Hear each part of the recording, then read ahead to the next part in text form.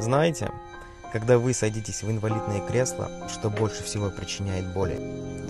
Мысль, что общество вас не примет, потому что в мире идеальных людей мы – его обратная неидеальная сторона. Поэтому я для себя решил, что должен доказать всем, я – человек с безграничными возможностями. Когда вы принимаете себя такими, какими вы есть, мир тоже принимает вас. Я никогда не хотел оказаться в инвалидном кресле. Никогда даже не думал об этом. Такая жизнь – это испытание. А испытания никогда не бывают легкими. Никогда не думайте о том, чтобы сдаться. Не хороните себя, пока не умерли.